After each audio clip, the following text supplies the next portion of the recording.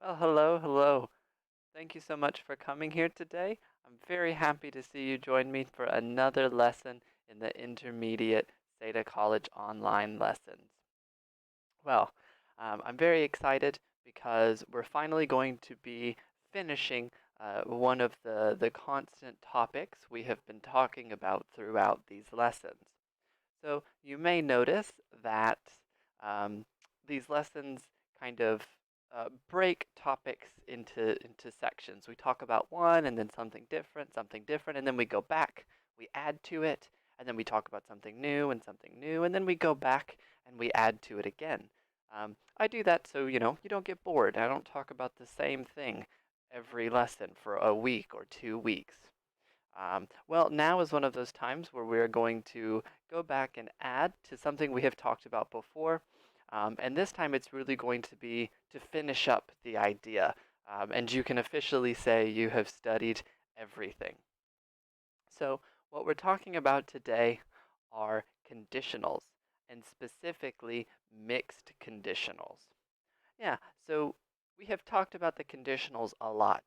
Um, and I will do a little bit of review for them, just quickly to talk about each of the conditionals that we talked about because it's important to review to help, to really get these ideas in your head. And then if anyone is new here, this is your first time watching me, you can see what we have talked about before.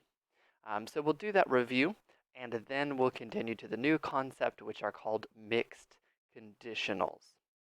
So, as I said, let's begin with that review.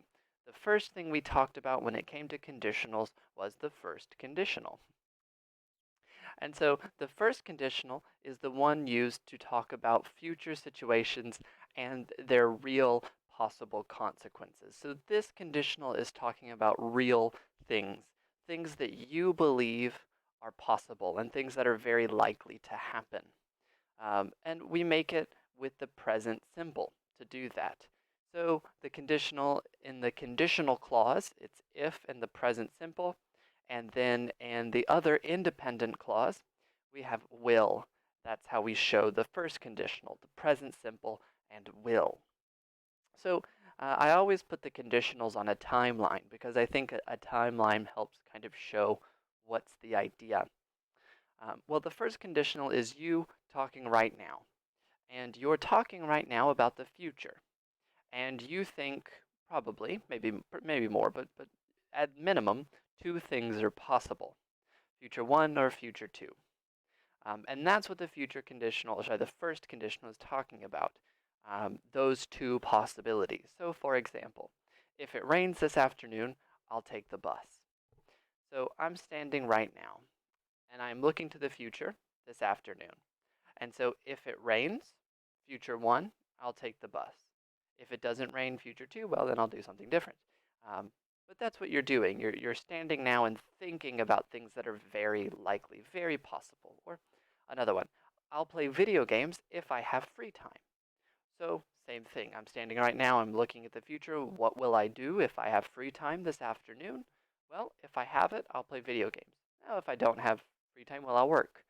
Um, and I believe that both of these are very likely. I believe they probably will happen. This is very possible. So that's the first conditional. Another conditional we talked about is called the second conditional.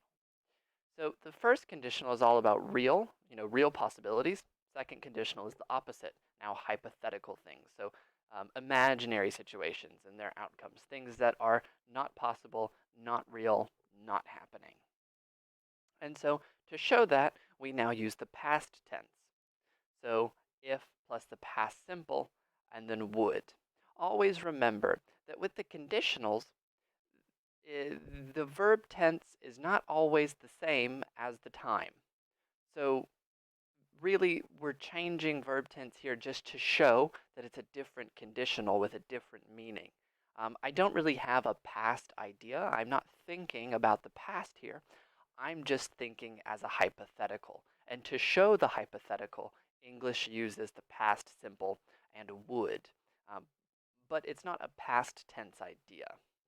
So now what I'm doing is I'm standing now and I'm thinking. And so I'm thinking about the future, but not the real future, not the one I know will happen. I'm imagining some different future, some extra thing.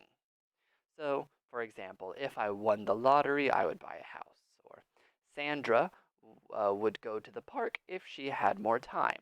So, both of these, I will not win the lottery. I'm not playing. I know I won't. Or I know that I won't have time. Sandra won't have time. That's real future. But I can use my imagination to say, well, if I did win the lottery, I would do this. Or if I did have free time, I would do this. And so that's what we're doing with the second conditional. Additionally, there's something called the third conditional. We talked about this one as well. The third conditional is now uh, kind of another option from the real and the hypothetical. This one is now talking about how changing the past would create a different situation, a different present or a different past. You're now looking into the past and talking about an alternate past, and if things were different in the past, things would be different either then or now. And to do that, we then use the past perfect. So this one is connected to time. So I use the past perfect because I'm talking about a different past situation. And I use would plus have. So now we're adding all of these perfect ideas, past perfect and a modal perfect would have. And so to do this, imagine that you are talking now and you're thinking about the past, and you're looking at the future as well. So you're thinking in the past, you're looking at the past, and this is what happened. This was your choice. Well, if you chose something different, if you did something different, this would now be what happened. This would now be the situation. And so that's what we're doing here. If she had studied more, she would have passed the test. So I'm standing now. She did not pass the test. She failed. But I can look back and I say, well, if she changed her action, she did something different, well, she would have passed. We would be here. We would be in this different past situation. Or Sarah would have gotten the job if she'd been on time. Well, Sarah did not get the job. She was late. But I can look into the past and I can say, well, if she had done differently, if she had been on time, well, she would have gotten the job. And so that's what the third conditional is doing. It's allowing you to change the past. So those were the first three conditionals we talked about. We had the future, or we had the present simple and will for the first conditional. And this was to talk about real situations in the future, real things. The second conditional for totally hypothetical things, nothing real, nothing about now. And then the third conditional, kind of a middle. So it's hypothetical. You're imagining a different outcome, but it's still connected to real actions. You're still imagining something connected to the real past. There's also something called the zero conditional. I think we talked about the zero conditional very briefly in my previous conditional lesson. And the zero conditional is just now using the present simple, and this is just to use facts. Something like, if it rains, you get wet. So there we have present simple and present simple. If it rains, you get wet. Or, you know, if it's sunny, you get burned. We're talking about these things that are facts. If this, then this. And this is more of just a logical thing. If this happens, this is the true only outcome. So that's the zero conditional. All of these other conditionals now are talking about different situations and different possibilities. So that's what we're looking at with these. Okay, so then what can you do with these conditionals? Well, we can now mix them. So Those other conditionals are considered, I don't know, the pure, that's the word I'll use, I guess, the pure conditional, because both of the of the clauses have the same tense. They have the same time. The first is present present. The hypothetical is simple past, and then the third is perfect tenses. Well, you can now mix them together. And when you mix them together, you are now taking one clause, either the conditional or the dependent or the independent clause, the sentence, and one will be talking about one time, and the other will be talking about a different time. And we do this for many different situations.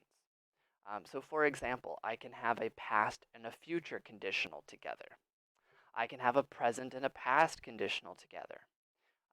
And what's so important to know is that the verb tense, I mentioned this before, but for mixed conditionals, it's even more important that the verb tense does not always equal the time of the idea. So we have all of these conditionals. There's really a total of, I think, 10 conditionals, because we have 6 mixed conditionals and then 4 normal conditionals, 0, first, second, and third. Well, all of these conditionals require a different verb tense to show the idea. So what ends up happening is sometimes we'll use a past verb tense when really we're talking about a present situation or something like that. So just be careful with these conditionals. Don't always assume that because you see a past tense verb, the conditional is talking about the past. So some examples of this. If she had bought the tickets, she would be joining us for the trip tomorrow. So here we have a past and a future conditional mixed together. The conditional clause, had bought, is talking about the past. So in the past, if she had bought the tickets, the future would be different. She would be joining us tomorrow. Or, if I didn't have to work today, I would have gone to the party last night. So now I show an example where the tense is not past. If I didn't have to work today. Yeah, so in this conditional clause, this past tense didn't is really to show a hypothetical idea. So if I didn't have to work today, I do, but if I am imagining if I didn't, well, I would have done something different in the past. So I'm looking at the present and now changing the past. And so we can see here that in each of these clauses, we're talking about a different time and a different verb tense. And so that's what these conditionals do. So let's look at some of these in detail and talk about them. So the first mixed conditional I'll talk about is an if past and a future meaning. So now we're using, in the if clause, we're using a past conditional, and in the independent clause, we're using a future meaning. So this one is to talk about how an action in the past would change the future. So something about the past would have changed something in the future. We're now looking in the present and changing both. So to make this one, we combine the continuous and the past perfect. So if plus the past perfect, this is, taking that idea from the third conditional, and now I'm taking that idea from the third conditional and I'm combining it with a continuous sentence, would be doing. And so by doing that, I look into the past, but I'm talking about something that will continue into the future. So to make this a little more clear, imagine I'm standing now. Here's your future, here's your past, and I'm looking into the past. And I'm thinking about this action in the past, this one event in the past. And now I'm thinking, if I changed this, the future would be different. So I'm jumping into the future and I'm jumping over the present and saying, well, if this in the past had been different, well, this would be different in the future. So an example, if she had bought tickets, she would be joining us tomorrow. So we're using my example from the previous slide. So in the past, if she had bought tickets, well, I know that tomorrow she would be joining us because she had tickets. And so I can see now that I'm standing in the present, I'm thinking about the past, changing the past and now changing the future accordingly to connect. Or if I had bought a better computer, I would be working from home. So, once again, if in the past I bought a better computer, well, I know that now and in the future, I would be working from home. And that's what's so important about this conditional, this combination, is that you are talking about things you are very confident about in the future. You believe this would be happening. This is very likely. That's really the most important thing. It's not it is a mix of hypothetical. These are unreal, hypothetical situations, but you're very confident. You do believe this will or this would be the situation. All right, another one. So let's reverse it. So this was the if is past and the sentence or the independent clause is future. Well, we can reverse that. Now the if is future and the independent clause is past. And this changes the meaning. So now we're talking about how a past action would be different if the future were different. So in the previous, we were looking at the past and changing it and seeing how the future was different. Now we're reversing it. If the future were different, I would have done something different in the past. So we use different verbs now. So now we still use the continuous, but now the continuous is in the future, the if here, but it's past continuous. So if I weren't doing, so and it's often negative. This one is very usually negative. So we have verb weren't or wasn't, were or wasn't, and then verb ing, and then we have our subject and would have a perfect, modal perfect in the deep or independent clause. So what does this one look like? Well, you basically just reverse the previous one. So I'm standing now, I'm talking now, and I've got the past and the future. Well, instead of thinking in the past and changing the past, I'm thinking about the future event, this thing I know will happen, but I'm imagining if this were different, well, I would have done something different in the past. So now my imagine is how if this were not true, well then I could have done this in the past. And we're using the perfect tense to show how we could reach into the past and change that.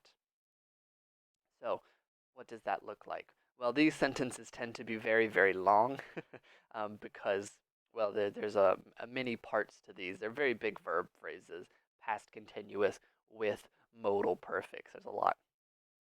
So if he weren't making dinner tonight, I would have suggested we go to an Italian restaurant. So let's break this apart and think about it a bit. So if he weren't making dinner tonight. So I know in the real future, the real one, he is making dinner tonight. We're right here. But I can imagine if he were not making dinner, if this were not happening, well, I would have suggested in the past that we go to an Italian restaurant to then, change the future. But that's what you're doing if you use if and the past continuous with a past sentence. You're saying, okay, well, I know this is the future. I know this is the plan.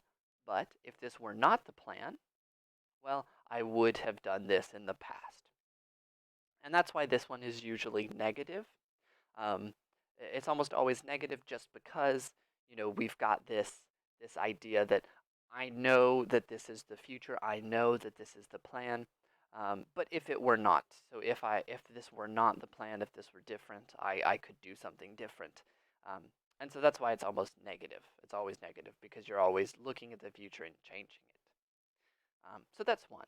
But these are the two conditionals where we're using a future and past meaning. And you can see how switching the conditional switches the order of the ideas. What about one where we're not using the future? Well, we have a mixed conditional for that. We have a mixed conditional for the present in the conditional and the past in the clause, in the independent clause. So when this happens, you're using it to talk about how a different present situation would make a different past. So now we're not thinking about the future, we're only thinking about the present and how if the present were different, the past would be different. So this time we use the past simple. And that's why it's so clear to remember that the verb is not always equal to the time. This if plus past simple is talking about the present. We just use the past simple to show this idea, to show this conditional situation.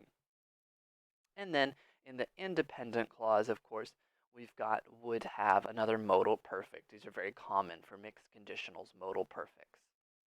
So what does this one look like? Well, so imagine you're standing now, and of course you've got the past and the future ahead of you. Well, you're thinking about now, but you're thinking about a different now. I'm imagining a different situation, a different action in the present. And now I'm thinking, how, if this were true, if my present were different, what would I have done different in the past that led to now? So you're kind of doing a two-step procedure. You're standing now, you know the present, but you're imagining a different present, which means the past would also be different. So if I didn't have to work today, I would have gone to the party last night. Well, I'm at work. I know I have to work today. But if I didn't have to work today, well, in the past, I would have done something different. I would have said, yeah, I'll go to the party. I don't have to work tomorrow. So that's what you're imagining with this. And that's why we use the past simple to talk about the present. Because if you remember, the second conditional is used for hypotheticals. Well, I've got my second conditional to talk about a hypothetical situation. I don't have to work, but I'm reaching into the past with the past perfect to show how we're connected to now. And how about this? If I weren't afraid of spiders, I would have killed it. Well, so same thing. I'm imagining right now, yes, I am afraid of spiders. But imagine if I weren't afraid of spiders, well, I would have killed it. I would have done that. I didn't kill it. I am afraid of spiders, but if I weren't, I would have.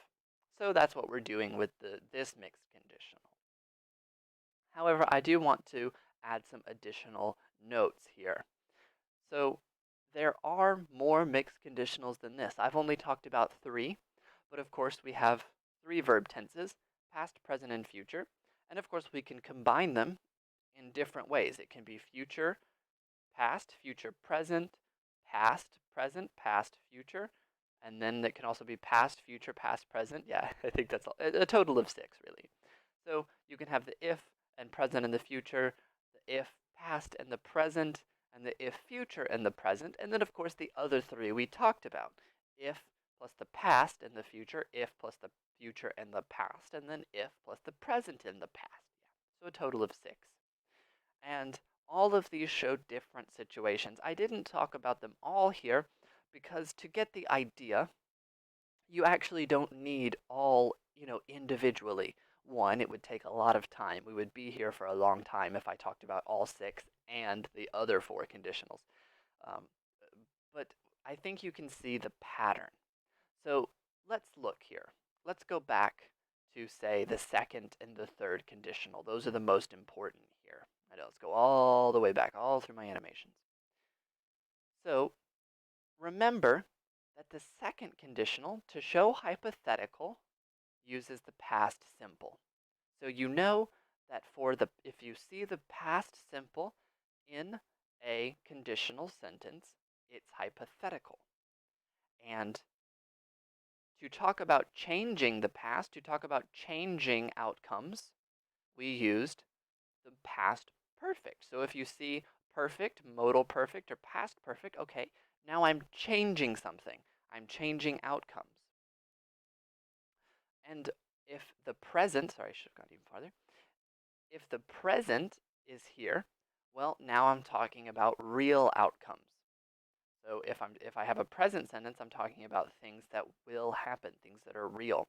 And so you can see all of these mixed conditionals are just different combinations of the first, the second, and the third to show these different situations.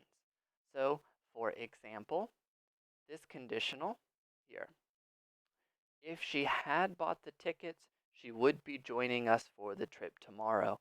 Well, now we have a past perfect. So then I know this is a third conditional here if she had bought the tickets in a combination with a different type would be joining. Well, that must be future because there are no conditionals. So now I'm talking about changing the past, and then with the continuous, I'm talking about the future.